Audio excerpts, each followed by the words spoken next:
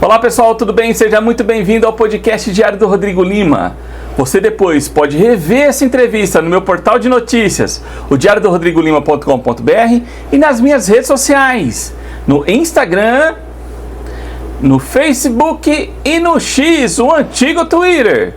Podcast Diário do Rodrigo Lima no YouTube é o maior canal de informações e notícias aqui da região de São José do Rio Preto, com quase 94 mil inscritos. Meu muito obrigado a todos vocês pela audiência. E hoje comigo aqui um podcast muito especial. Eu recebo a Fernanda Mangano, ela que é presidente do Conselho Nacional de Saúde. Isso. Fernanda, que missão, hein? É um desafio. Eu começo perguntando para você, muito obrigado pela presença. Você que veio participar de alguns eventos aqui em Rio Preto, inclusive a sua agenda acabou batendo com a vinda da ministra. Houve essa feliz coincidência de agenda, né? Eu já estava agendada para estar aqui para atividades com o Conselho Regional de Psicologia, que é a minha profissão, onde eu sou registrada, inscrita, e com a pauta da saúde e o controle social do SUS. E aí, quando houve a feliz informação de que a ministra Anísia também estaria aqui para uma agenda do Ministério, junto com o Adriano Massuda, seu secretário de Atenção Especializada em Saúde, Rivaldo, que é o secretário adjunto da Secretaria de Vigilância, né? E Etel não pôde estar, então eu falei, não, eu vou pelo menos participar de uma das atividades junto com a ministra para reconhecer a importância, o valor de uma ministra que defende a ciência, que foi super importante no processo de enfrentamento da pandemia à frente da Fiocruz. Então, uma mulher de fato da saúde e da ciência, que faz uma diferença hoje importante na construção aí das políticas públicas do SUS. Sim, a ministra Anísia esteve na semana passada aqui em Rio Preto, pessoal, para fazer a inauguração do centro de hidratação aqui para criar mais 100 leitos para pacientes de dengue, que infelizmente Rio Preto está no topo do ranking das cidades com mais casos de dengue, né? Como é que é para você vir para a cidade nessa situação? Lógico, já emendo a pergunta também, Fernanda, sobre a questão da ministra.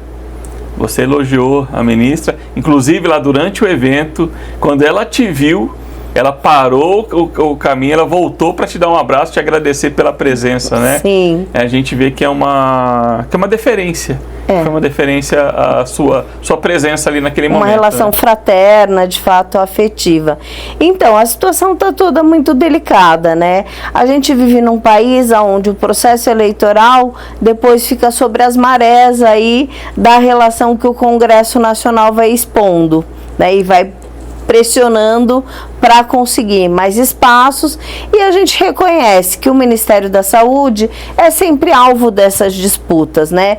Pelo tamanho do recorte financeiro no orçamento e toda a visibilidade e a incidência social que se faz com as políticas de saúde.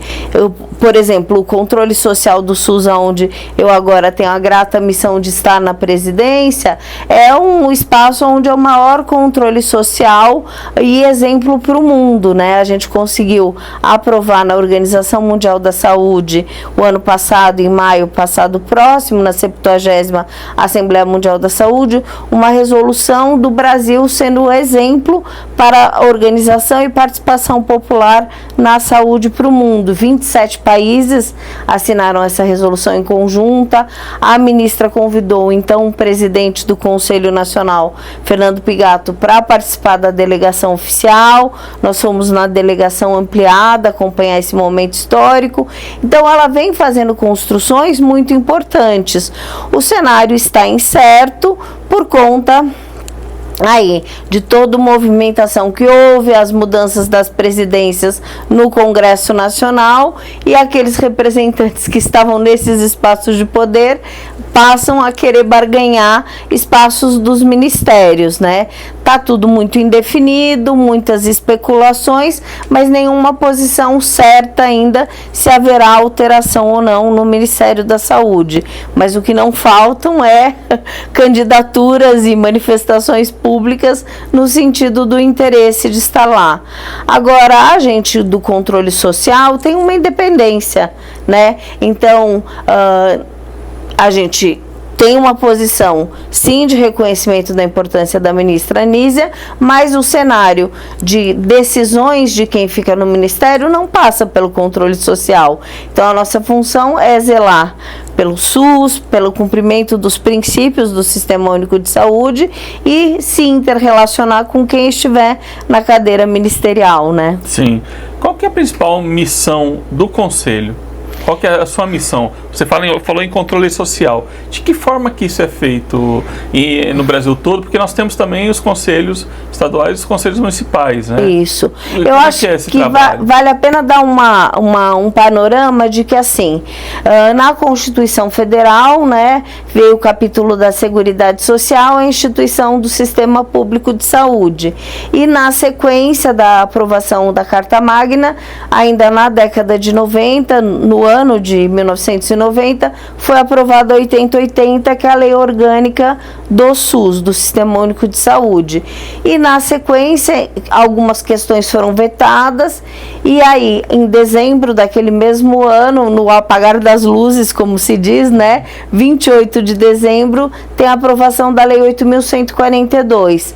E essa lei estabelece o repasse fundo a fundo para o financiamento da saúde nos estados e municípios para construir justamente aquilo que era a razão de ser do SUS, da municipalização, esse sistema único, mas descentralizado e com funções aí em cada ente federado.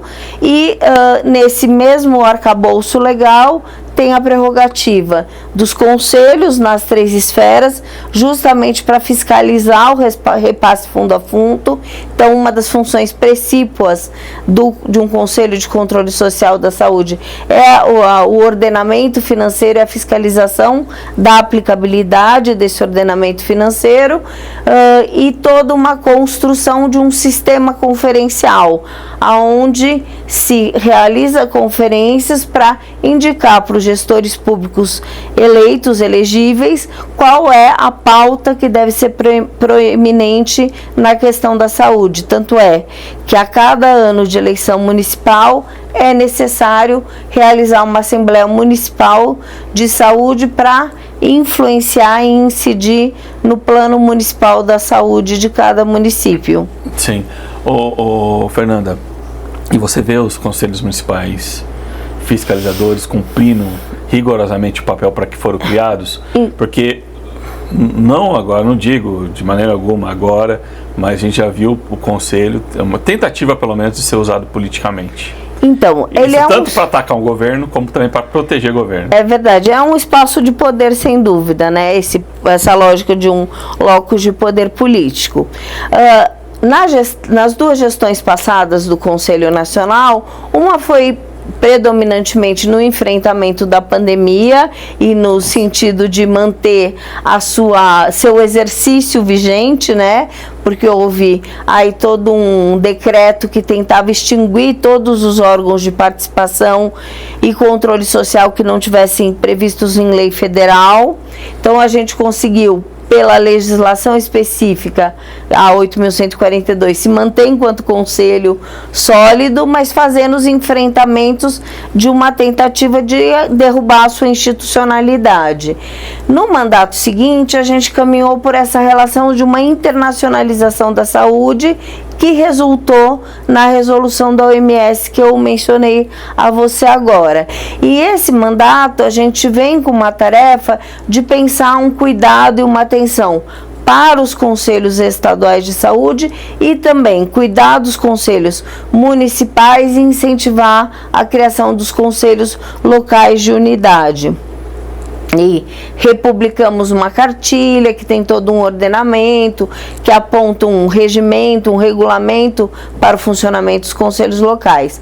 Porque, de fato, a gente, nos rincões desse Brasil afora, tem espaços que é conselho de gaveta. Precisa assinar uma ata, sai um funcionário, um estafeta da prefeitura buscando as assinaturas, não tem processos eleitorais com a devida transparência. Sim. Então a nossa função é agora organizar melhor as bases desse sistema para garantir boas conferências municipais e estaduais, mas também conselhos que tenham vida ativa, rúbrica financeira própria, autonomia, para de fato exercerem esse controle social e essa fiscalização e não ficarem meramente figurativos. Sim, figurativo, situação figurativa não é muito ruim, né? Terrível. Porque nós temos algum governo perfeito no país, ou você encontra problemas durante a fiscalização?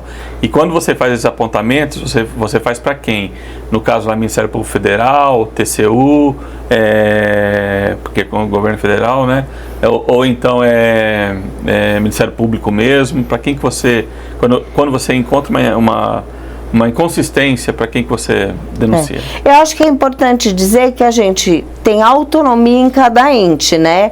Então as ações do município são do Conselho Municipal, do Estado da mesma forma, mas tem diálogos entre as esferas. E sim, o processo fiscalizatório, ele primeiro é de um diálogo com o gestor público que está ali colocado, no sentido de reparar toda a situação que não está sendo cumprida efetivamente e onde os princípios do SUSORA possam estar desrespeitados, mas também, em alguns casos, dependendo do estado, vão acontecer a procura de Ministério Público para constituir TACs, termos de ajuste de conduta, e no caso, por exemplo, do enfrentamento da pandemia, a gente fez toda uma ação em parceria com outro Conselho de Direitos, né, que é o Conselho Nacional de Direitos Humanos, e fizemos uma denúncia formal na Procuradoria da União, todos os descasos, desmandos, perdas de vacina, responsabilização pelas mortes de todo o período da pandemia. Isso ainda continua tramitando na Procuradoria-Geral da União. Ainda no final do ano passado, fizemos uma nova audiência lá, inclusive para instar a que não se percam os prazos, porque a gente sabe que, como vai na maré dos interesses políticos, né, perder um prazo num processo desse é terrível, mas a gente tem registros históricos que vão apontando que isso é comum de acontecer, né? Sim. Então não era para ser, né? Infelizmente então nessa perspectiva vigilante, a gente foi lá e dizer, olha, veja bem, viemos aqui saber como andam as coisas, para que a gente não perca os prazos das prerrogativas legais. Sim. O pessoal que quer ser conselheiro, porque fica imaginando, nossa, como é que a Fernanda chegou como presidente do Conselho Nacional de Saúde? Eu sou um morador de São José do Rio Preto, mas eu tenho intenção de fiscalizar, tenho essa pegada de fazer essa fiscalização cidadã. Muita gente teria que ter esse papel e não desenvolve, né, Fernanda? É isso. E você tem essa missão. Como é que você trabalha essas novas lideranças? Como é que surgem essas novas lideranças? Então, tem primeiro uma coisa que é importante para o teu público, é que assim, o controle social na prerrogativa legal, ele é organizado com 25% de gestores e prestadores, 25% de trabalhadoras e trabalhadores e 50% de usuários e usuárias. Esses usuários podem vir independente, mas normalmente vêm a partir de organização de movimentos sociais. Então, uma associação de patologias, por exemplo, Associação Nacional Superando Lúpus, ou MOHAN, que é o Movimento Nacional de Enfrentamento à Hanseníase. Então, tem os grupos organizados socialmente, que normalmente são aqueles que procuram fazer candidaturas. Trabalhadores e trabalhadoras, eles podem vir por 3 subsegmentos, ou os conselhos profissionais, ou o movimento sindical, federações de categoria, que no meu caso é a Federação Nacional dos Psicólogos, ou confederações, como por exemplo uma confederação que hoje compõe o Conselho Nacional, que é a Confederação Nacional de Seguridade Social da CUT. Então, tem essa organização e também dos trabalhadores a referência das associações científicas, Rede Unida, Abrasco, toda uma condição, o SEBS, grupos organizados para pensar a ciência e as associações profissionais. Então, Associação Brasileira de Ensino de Psicologia. Então, normalmente, para estar organizado no controle social, a pessoa tem uma história prévia de militância que foi fazendo ela conhecer um pouco essa realidade do controle social para sincronizar e aí entrar numa disputa de processo eleitoral. Porque normalmente tem um número X de cadeiras, né? Por exemplo, no Conselho Nacional são 44 titulares e depois primeiro e segundo suplente. E aí se faz o processo eleitoral e normalmente há mais candidatos do que o número de cadeiras. É feita a composição do conselho e a gente no Conselho Nacional, coisa que muitos municípios e estados ainda não avançaram, mudamos a legislação para que a eleição para a presidência também seja de forma direta, que não fique na figura do secretário ou da secretária de saúde ou alguém indicado por ele. E aí a gente também tem aí uma pactuação política, não está na lei, todos os segmentos podem se candidatar, mas a gente fez um acordo de que há muito espaço já para gestores e prestadores, né? Eles fazem a gestão pública do sistema de saúde. Então, no Conselho Nacional, a gente tem um combinado de eleger ou usuários ou trabalhadores. Aí, os 2 últimos mandatos tinham sido de usuário, que era um representante do CONAN, do Movimento Nacional de Moradia, e então a gente foi construindo ao longo da gestão passada o meu nome para ser a representação do segmento de trabalhadores e trabalhadoras. Então é todo um processo mesmo e de conhecendo a legislação, sim, fazendo articulação, como diz no popular, amassando barro, fazendo as funções do conselho mesmo para ir se tornando preparada para o exercício da função. Você fica quanto tempo no mandato?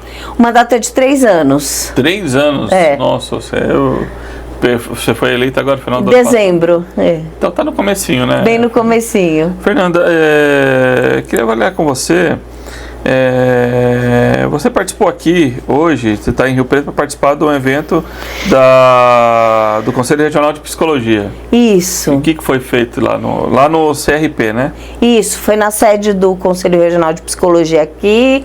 A presidenta Thalita Carvalho, que também é daqui da região de Rio Preto, veio também para acompanhar e fazer a parceria ali da coordenação das mesas, e foi um momento de discutir saúde pública. Então, foi convidada a representação da Secretaria de Saúde, acabou cedendo a vez para que uma psicóloga da assessoria do secretário estivesse presente, Maria José Berto, e aí também teve a presença da Carolina, que é uma psicóloga da base da saúde aqui.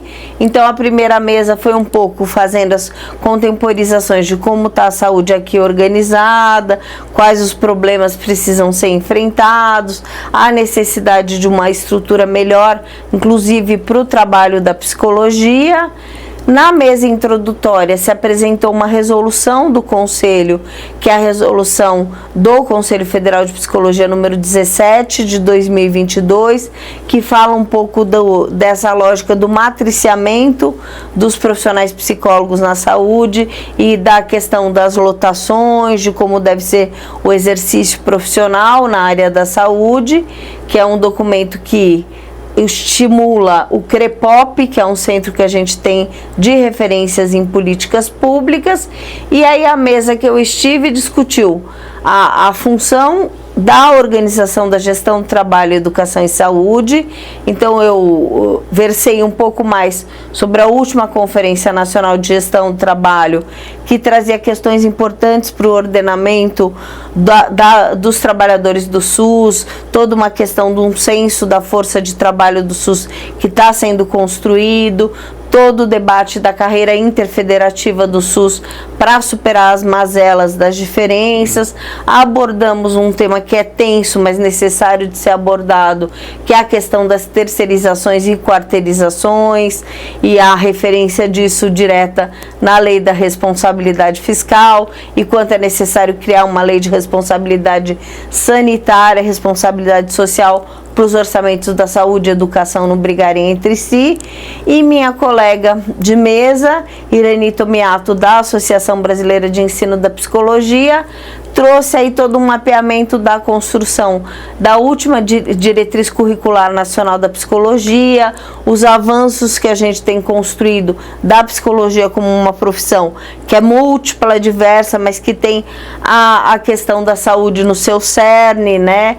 Todo o exercício de trabalho do psicólogo e da psicóloga é na perspectiva da subjetividade da saúde mental e compõe com os outros profissionais da saúde para a construção da saúde pública. Sim, é bem complexo os temas, né? É. O pessoal... Aí eu queria ver com você quais são os principais desafios da saúde no país. Porque você viaja demais, está me contando que você viaja muito, e tem muita disparidade. Tem muita disparidade e tem muito problema de acesso, né? A gente tem, primeiro, a questão da organização da atenção básica com a falta de profissionais. Então, o que eu mencionei na intervenção anterior está sendo cuidado de fazer esse censo da força de trabalho do SUS para pensar quais aqueles que são de fato servidores públicos, quantos são os terceirizados e como manejar no sentido de corrigir as desigualdades e disparidades e estar atento às vulnerabilidades sociais, né? Dentre as entregas que o presidente Lula solicitou aí ao Ministério da Saúde, que a gente vem acompanhando, é a questão do acesso a especialistas, né? E aí foi lançado agora com o Adriano Massuda, quando assumiu aí a cadeira da Secretaria de Atenção Especializada à Saúde, o programa Mais Especialistas. Então, o diálogo com as secretarias de governo vai fazendo com que a gente entenda melhor os programas, interfira na construção deles pelo controle social, justamente para buscar pensar um panorama nacional que supere aí as desigualdades e as vulnerabilidades sociais da pauta da saúde. Mas isso vai muitos anos, se bobear décadas, né? Sim. Por isso essa cobrança agora de que isso tem que ser uma entrega muito necessária, né? E com uma perspectiva de também um olhar na atenção básica, se mantendo não só no aspecto curativo, mas também nas ações de prevenção. Sim. Ô, Fernanda, e os gestores são preparados? Ou você vê que alguns gestores têm problema em levar os projetos, criar novos programas, adequar programas nacionais, trazer os programas que estão lá na prateleira no Ministério da Saúde, implantar aqui de fato em Rio Preto? Eu nunca tinha visto, por exemplo, em Rio Preto uma intervenção da União, porque ontem o evento era do Ministério da Saúde. Era. Não tinha nada a ver com o município, aquele espaço ali. A gente vê que é ligado à Força Nacional do SUS, que tenta fazer uma intervenção aqui por conta do número de casos. Independentemente de quem errou, se foi o governo passado, esse governo atual, na prefeitura, estamos pagando o preço. Sim. De sermos a cidade com mais de 30 mil casos de dengue. E isso acaba assustando um pouco a população. A gente não fala em negligência, mas a gente aponta que outros caminhos podem ser tomados para evitar ou amenizar a situação que a gente está vivendo, né? Os movimentos preventivos eram necessários, né?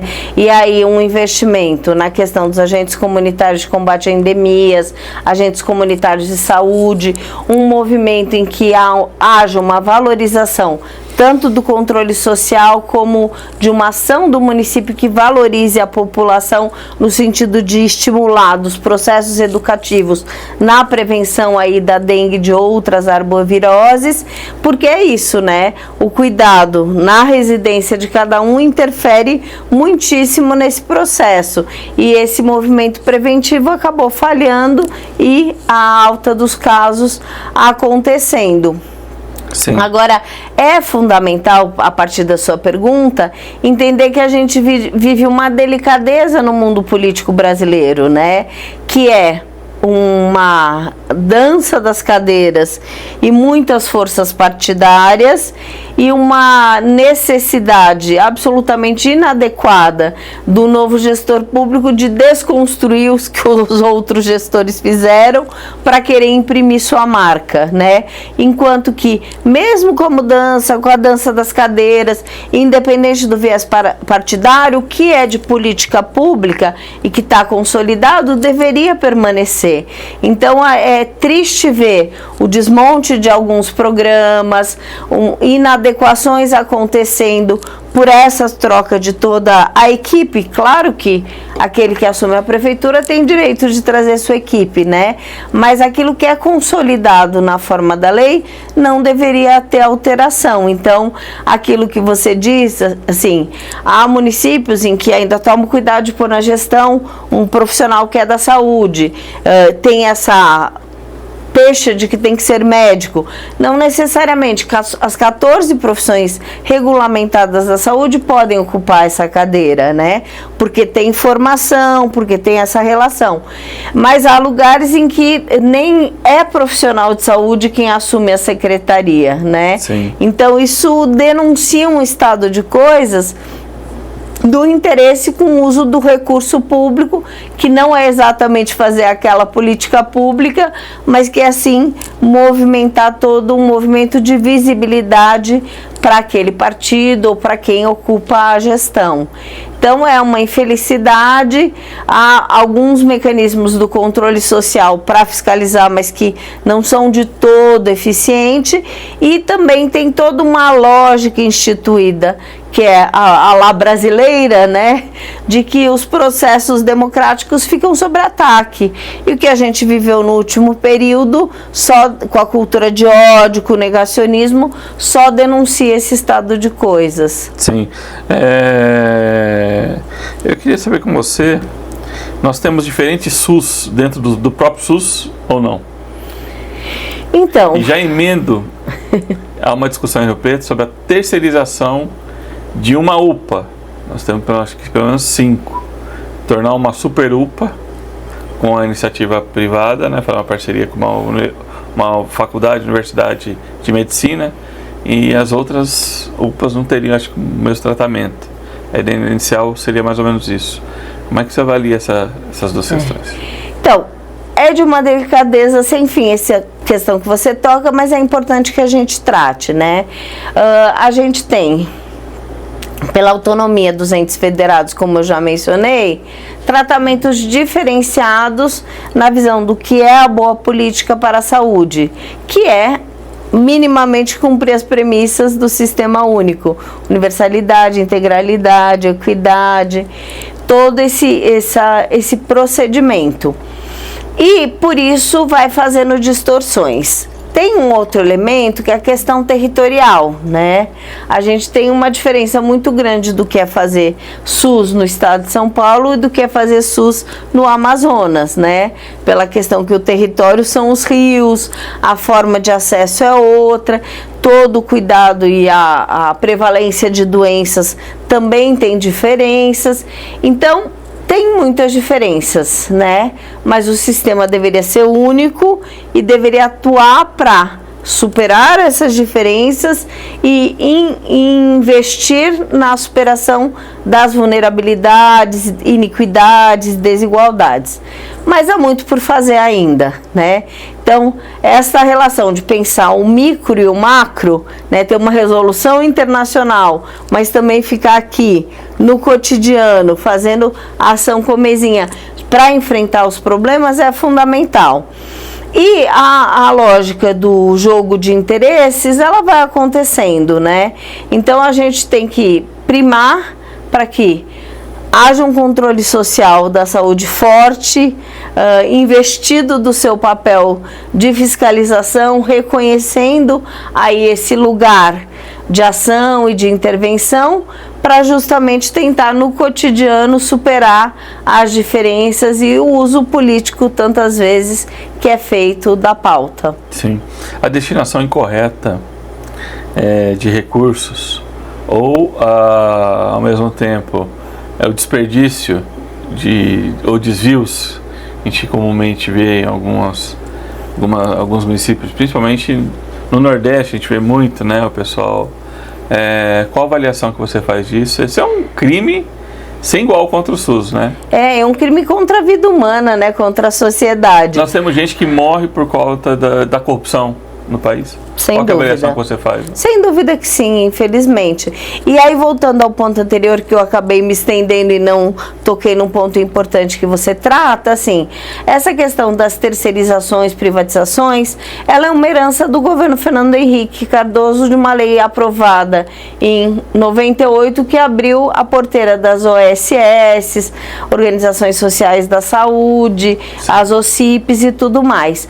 E para os gestores, ela é uma estratégia no sentido de fugir do teto de gastos da folha de pagamento, né, da malfadada Lei de Responsabilidade Fiscal.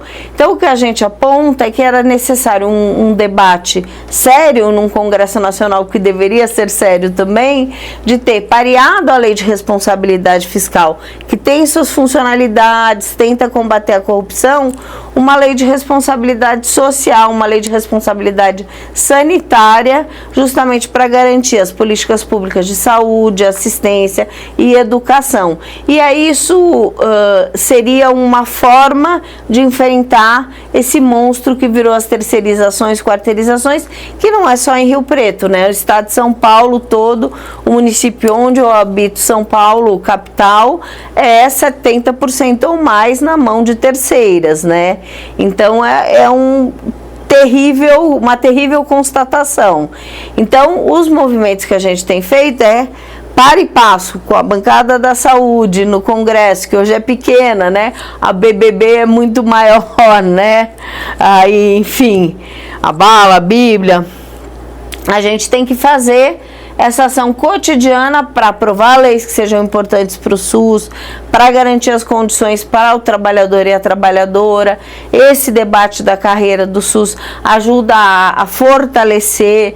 Nesse debate tem a construção, possivelmente para essa carreira interfederativa do SUS sair do papel, sair da ordem do desejo, a construção de um fundo que seja semelhante ao Fundeb da educação, para garantir a estruturação dessa carreira única interfederativa. Então, são instrumentos para fazer esse enfrentamento e não acontecer essa possível e descabida diferença de ter uma super UPA e UPAs que não tenham a importância, o investimento e o mesmo fôlego da outra, né? Sim. Fernanda, a gente já está caminhando para o final do podcast. Você manteve contato com o pessoal do Conselho aqui de Rio Preto? Qual a impressão que você teve? Quais informações que você... eu vi o Dr. Fernando, né? Sim. Araújo. O que você... Passou alguma orientação? Ele te falou alguma coisa? Trocaram alguma figurinha? Sim. Qual a avaliação que você teve? A gente tem sempre, quando se organiza para estar num município, também a intenção de conhecer a estrutura local, para que não fique descolada do cotidiano e da vivência, sim, da cidade.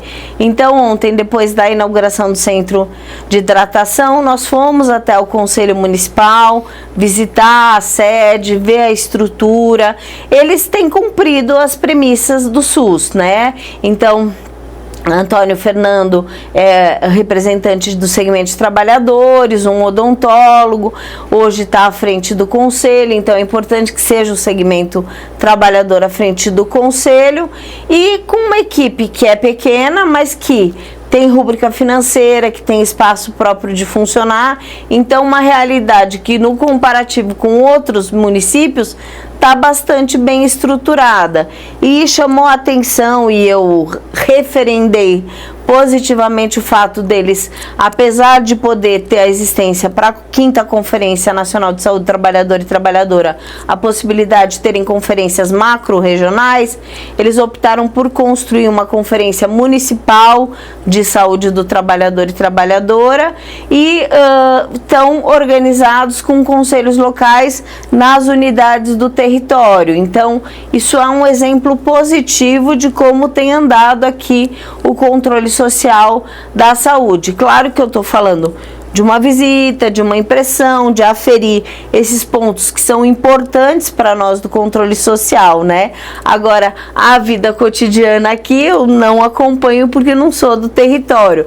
Então, ora, quem possa assistir tem a A ou B para mencionar, mas daquilo que é o cumprimento mínimo das funções precípuas de um conselho municipal, isso está sendo cumprido e, sim, as pessoas vão assistir esse podcast depois, mas amanhã, dia 22 de fevereiro, vai ter a Conferência Municipal aqui do Território de Saúde Trabalhador e Trabalhadora, o que é uma valorização do SUS e o cumprimento aí dos nossos regramentos pelo Conselho Nacional de Saúde. Bacana.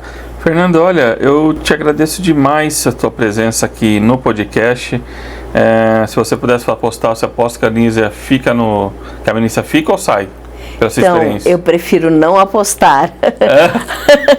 Deve ser difícil para você. É uma situação delicada, né? O Padilha, tem uma boa relação com o Padilha? Sim, a gente conhece o ministro da Secretaria de Relações Institucionais. Ele tem um peso importante na estrutura, Alexandre Padilha, mas é isso. A ministra Anísia está fazendo um bom trabalho, né? Agora, não cabe a nós, do controle social do SUS, opinar por posições ministeriais. A gente tem que acompanhar esse processo e sim, os movimentos sociais estão fazendo movimentos em defesa da ministra.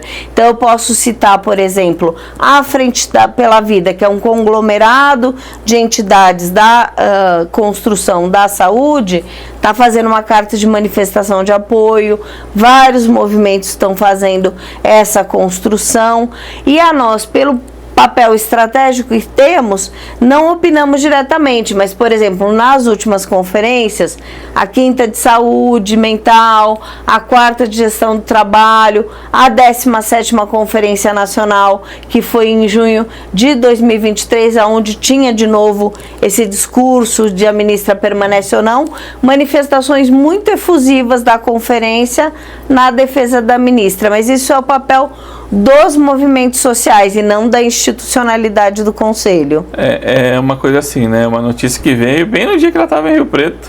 Pegou todo mundo de surpresa, né? Até na coletiva não foi perguntado, porque ainda não tinha caído a informação que foi dada se não me engano, pelo jornal UOL Folha de São Paulo. Fernando, olha, eu agradeço você. Faltou algum assunto que você acha que é importante para a população que está sabendo? Se um conselho municipal não estiver funcionando, cabe ao Conselho Nacional reativar esse conselho no município, ou não estiver fazendo aqui o trabalho de fiscalização? O diálogo é sempre bipartite e depois tripartite. Então, a municipalidade pode procurar o Conselho Estadual de Saúde, sim, e buscar a ajuda do Conselho Estadual para a reativação do Conselho Municipal. E se não obter resultados, aí sim buscar a esfera nacional do Conselho Nacional de Saúde. E assim, primeiro agradecer, Rodrigo, seu papel social, a importância desse podcast, a construção histórica que você faz aqui no município com sua ação de levar a boa informação, de trabalhar uma comunicação séria e com verdade, e dizer que a gente está lá na esfera nacional à disposição para o diálogo e essa construção mesmo de acompanhar e ver em loco a realização de movimentos no sentido de valorizar a saúde pública aqui no território. Então, agradecer a oportunidade, dizer que a gente está à disposição. Bacana, porque muitas pessoas não têm noção do tamanho do que é o SUS. O que representa o SUS para o país, né? Se não tivéssemos o SUS, o que seria desse país? Na pandemia a gente teria sucumbido e a referência acho que mais direta é essa, né? Da importância, e aí as pessoas começaram a enxergar e reconhecer a importância do SUS, mas eu acho que principalmente meios de comunicação como o seu ajudam a gente a falar da estruturação da saúde sem essas notícias distorcidas e as fake news que tem nos grandes jornais, né? De sempre apontar a fila, apontar os problemas, mas não ir no cerne, na origem do porquê esses problemas estão sendo causados, que não tem recurso aplicado como deveria, não está se cumprindo tantas vezes naquele município, estado, naquele território, uma política pública que é determinada para ser realizada. Então, por exemplo, o cuidado das pessoas em vulnerabilidade social, o cuidado da população que tem agravos na sua saúde mental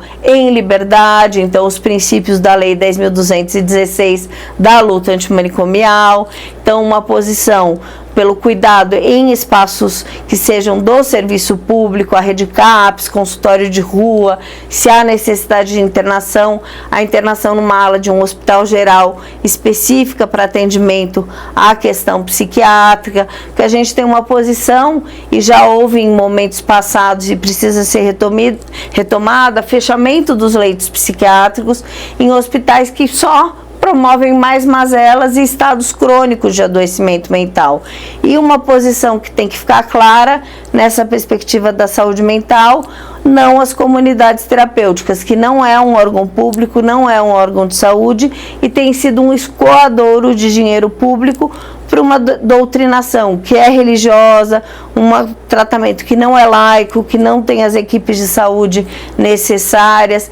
Então, essa atenção também deve ser um olhar e um filtro fino aí, no meu caso, como psicóloga, para ser destacado. Tá certo. Fernanda, muito obrigado mais uma vez pela sua presença. O trabalho, ele é hercúleo, né? Sim. É muito trabalho. De Rio Preto você tem agenda já semana que vem, lógico, final de semana você tira o pé. Não, amanhã eu vou para a pré-conferência municipal de saúde de São Paulo. De São Paulo. Da 5ª Conferência Nacional de Saúde do Trabalhador e Trabalhadora. São Paulo, como o território é muito grande, ele faz uma primeira eleição numas pré-conferências, aí realiza a conferência municipal para depois realizar a estadual. Então amanhã eu estarei na pré-conferência municipal e aí no domingo eu já vou para Brasília para as agendas do Conselho Nacional. E não para mais, e roda o Brasil inteiro. Seguimos assim. Olha, parabéns, muito obrigado pela presença mais uma vez. Não me canso nunca de agradecer, porque é um esforço. Você teve já agenda na OAB, agenda já no Conselho Regional de Psicologia. Tá aqui comigo, vai hoje ainda vai viajar para hoje à noite para São Paulo também, isso, né? E a gente sabe da luta que é. Ontem estava no evento, não para, né? As agendas vão acontecendo. É isso. E a gente vai encaixando. E né? A gente não pode perder as oportunidades. E estar aqui com você é uma boa oportunidade. Bacana. Olha, pessoal, e agradeço você que acompanhou aqui esse bate-papo, esse podcast com a Fernanda Magano, ela que é presidente do Conselho Nacional de Saúde, cargo importantíssimo para o controle social dos seus recursos, do seu tributo que é pago e é investido na saúde. E a Fernanda faz o papel dela lá, e você tem que fazer o seu papel aqui também, como fiscalizador. Não deixar só para o vereador fazer. Você também assumir esse papel como cidadão. Se você vê alguma coisa errada na rua, alguma coisa que não esteja legal, denuncie. Nós temos os canais, o Ministério Público, a imprensa. Você pode procurar aqui o Diário do Rodrigo Lima, que a gente leva para frente essas denúncias. Sempre que possível, a gente investiga, apura e traz a notícia com o jornalismo verdadeiro que vocês conhecem. Olha, pessoal, você pode então depois rever essa entrevista no meu portal de notícias, o diariodorodrigolima.com.br, e nas minhas redes sociais, no Instagram, no Facebook e no X, que é o antigo Twitter. Porque você sabe, jornalismo aqui tem lado. O seu, um abraço e até a próxima, turma.